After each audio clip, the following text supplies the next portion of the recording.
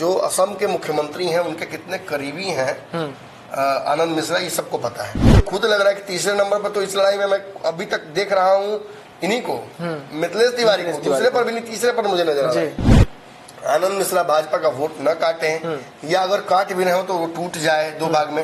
ये मानकर चल रहे हैं भाजपा के लोग कि आनंद मिश्रा ही जीत रहे हैं बक्सर से। पनोरमा ग्रुप, जो सोचता है वो करता है, आपके अपने सपनों का आशियाना।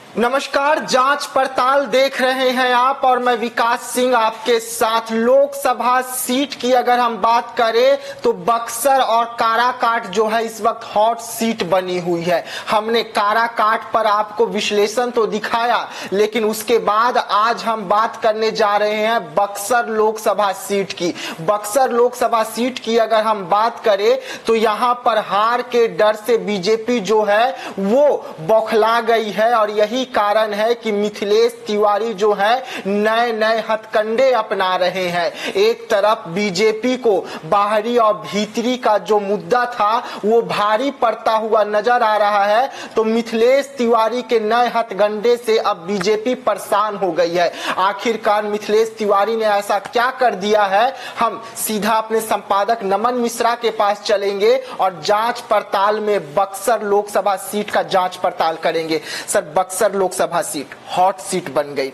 बीजेपी का यहां से हारना निश्चित नजर आ रहा है, लेकिन मिथिलेश तिवारी नए नए हथकंडे अपना रहे हैं जिसके बाद बीजेपी खुद फंस रही है। इस बार ऐसा क्या कुछ हो रहा है बक्सर में? देखिए, बक्सर में भीतरी बाहरी की एक बड़ी तगड़ी लड़ाई थी जी। अश्विन चौबे को 2 बार जिताकर वहां की जनता ने भेज जरूर दिया था, लेकिन पिछली बार भी ये शक था कि वो हार जाएंगे। जी। मोदी लहर में पुलवामा का जो माहौल था उसमें वो निकल तो गए, लेकिन इस बार भाजपा को हिम्मत नहीं हो पाया फिर से अश्विन चौबे को वहां से टिकट देने। जी। अश्विन चौबे के रिप्लेसमेंट के तौर पर नाम कई थे, मनोज तिवारी से लेकर आनंद मिश्रा, मनोज मिश्रा, विकास वैभव, बहुत सारे नाम थे। जी। इन सारे नाम को दरकिनार करके भाजपा ने अंतिम समय में एक ऐसा फैसला ले लिया जो करेला और नीम जैसा हो गया। मतलब अश्विनी चौबे तो फिर भी बक्सर के 2 बार सांसद रह चुके थे, इसलिए कुछ हद तक उनकी एक्सेप्टेंस वहां बन गई थी। जी। एकाएक कहीं और से उठाकर लाकर मिथिलेश तिवारी को यहाँ पटक दिया है।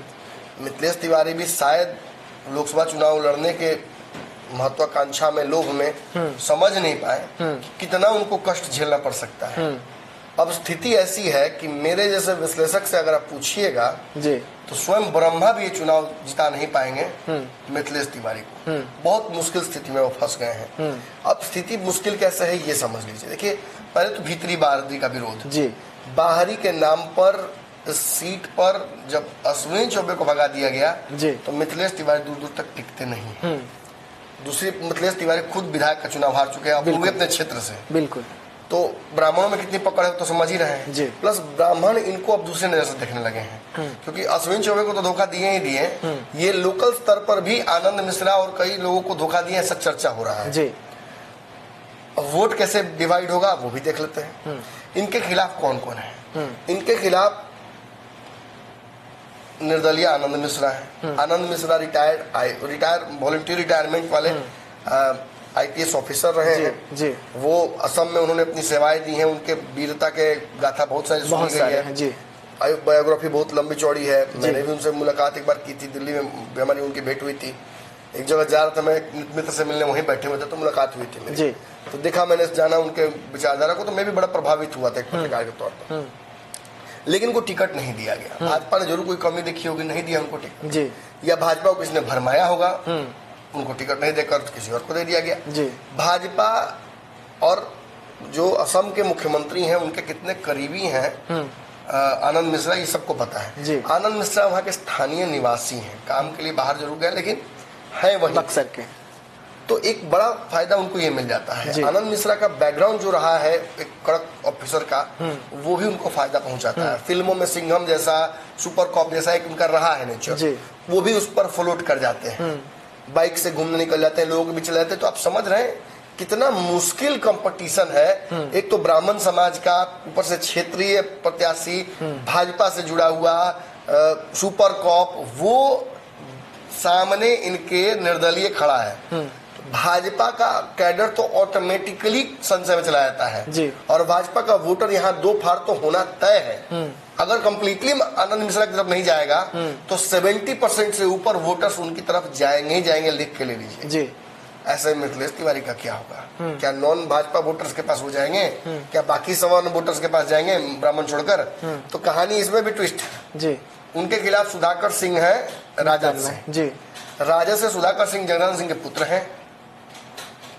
उनके साथ राजपूत समाज होगा ही होगा, उनके साथ यादव और मुसलमान होंगे ही होंगे, उनके पास महागठबंधन का सारा वोट जाएगा ही जाएगा। तो आप मुझे बताइए कि मुझे तो ऐसा लग रहा है, जितना मैंने खुद आपको समझाया, मुझे खुद लग रहा है कि तीसरे नंबर पर तो इस लड़ाई में मैं अभी तक देख रहा हूँ इन्हीं को, मिथिलेश तिवारी को। दूसरे पर भी नहीं, तीसरे पर मुझे नजर आ रहा है।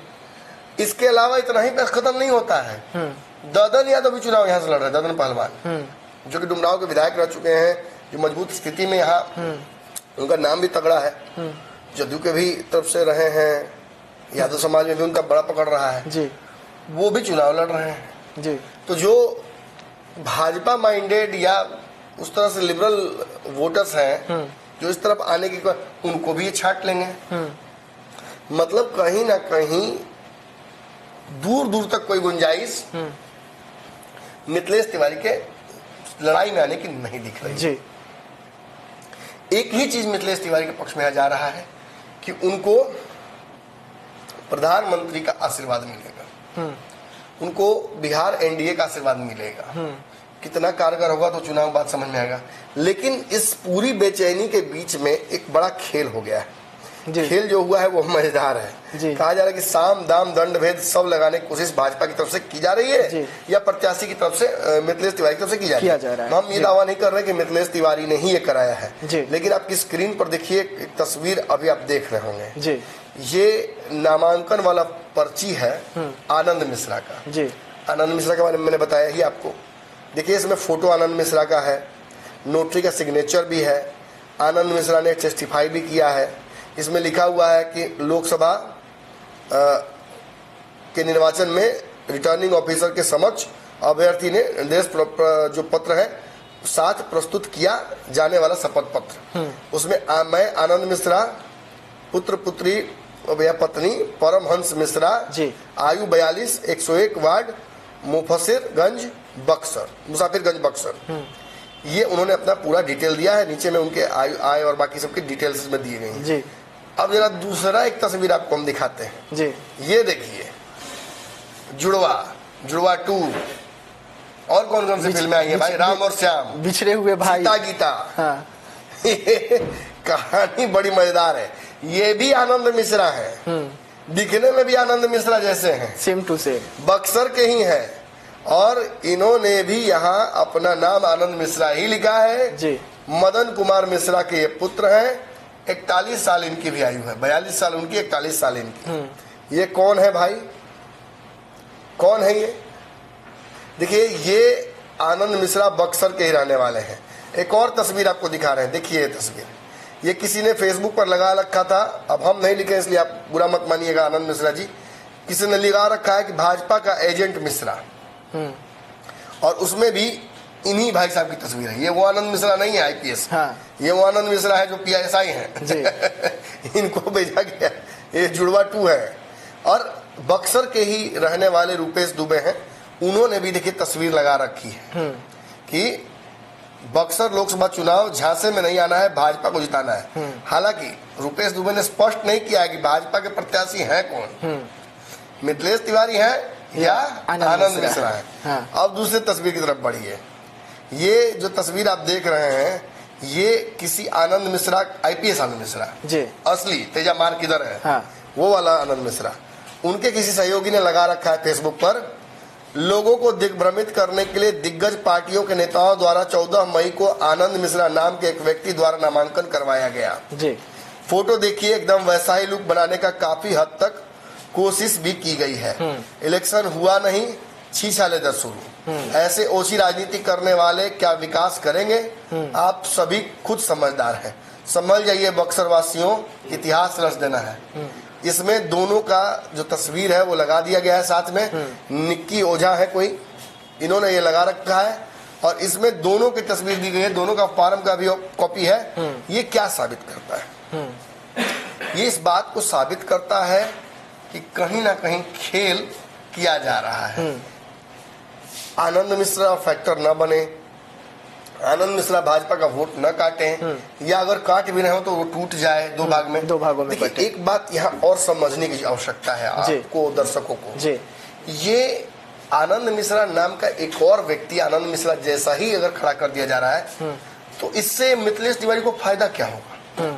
जरा सोचिए, आनंद मिश्रा बैठ जाते तब ना फायदा होता मिथिलेश तिवारी को, कि जो ब्राह्मण वोट है, जो बक्सर वाला वोट है, जो भाजपा को वोट है, वो वहां करता, वो आनंद मिश्रा की तरफ नहीं जाता।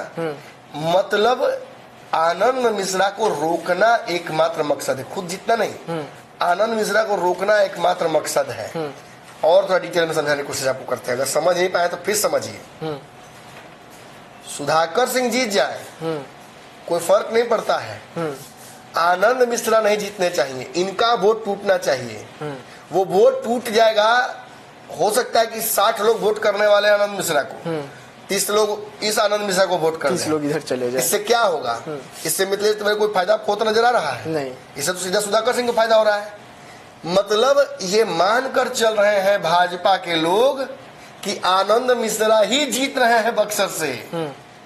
गलती का एहसास हो गया है और वो आनंद मिश्रा को रोकने के लिए अपने वोट की भी कुर्बानी देने के लिए तैयार हैं जी। माने सुधाकर सिंह जीत जाए लेकिन आनंद मिश्रा नहीं जीतने चाहिए। इसीलिए उनका डीकोय, उनका डुपल गैंगर, उनका बॉडी डबल उतार दिया गया है। देखिए, हम ये दावा नहीं कर रहे हैं कि ये भाजपा नहीं किया है, ये चर्चाएं वहां हो रही हैं। ये दावा उनके समर्थक कर रहे हैं आनंद मिश्रा के, और ये दावा निश्चित तौर पर जिस तरीके से ये सब कुछ हो रहा है, ये बहुत सेडी लग रहा है। ये देखने में लग रहा है कि किसी ने षड्यंत्र किया है, कोई बहुत कह सकता है कि नकल किया है लेकिन अकल नहीं लगाया है। अकल इसमें ये लगाया जाता है कि सुधाकर सिंह का कोई बॉडी डबल उतर जाता, कि उनका वोट कटता और फिर उसका फायदा भाजपा को मिलता। लेकिन यहाँ तो तैयारी कुछ और ही लग रही है। तो इस जांच पड़ताल में मैं यही आप लोगों को साबित करना चाह रहा हूँ कि आनंद मिश्रा कितने मजबूत हैं बक्सर से, कितने तगड़े ढंग से वो भाजपा को चुनौती दे रहे हैं और भाजपा के प्रत्याशी को रेस से ही बाहर कर दिया है। एकदम पूर्णिया रिपीट हो गया यहाँ। जैसे पूर्णिया में तेजस्वी के प्रत्याशी रेस से ही बाहर हो गए, वैसे ही यहाँ बक्सर में मिथिलेश तिवारी बाहर, out of contest. Mithilesh Tiwari का तो हाथ तर जेबे करेगा, पैर तर भी जाने वाला है जो स्थिति है। ऐसी स्थिति में कहीं ना कहीं बक्सर की जनता अगर ये बात देखती है, समझती है, तो इससे और उनको ये इस बात का कॉन्फिडेंस आएगा कि आनंद मिश्रा ही जीतने वाला है, तभी ना उसको रोकने को लेकर ये सब एक और आनंद मिश्रा को लाया गया। तो कहीं ना कहीं यही खेल किया जा रहा है और इस खेल को जनता ने पकड़ लिया है।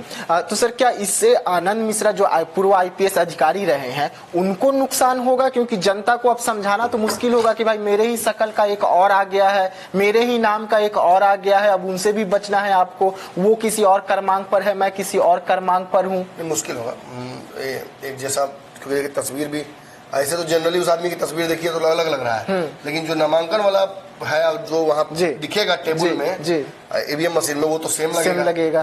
तो कहीं ना कहीं नुकसान तो इससे होगा आनंद मिश्रा को। लेकिन आनंद मिश्रा देखिए युवाओं के बीच पहुंच रहे हैं, पढ़े लिखे वोटर्स को ज्यादा प्रीफर कर रहे हैं, तो मुझे लगता है कि ज्यादा आसान होगा आनंद मिश्रा के लिए इस बात को काबू कर पाना। लेकिन फिर भी नुकसान तो होगा, नुकसान निश्चित होगा।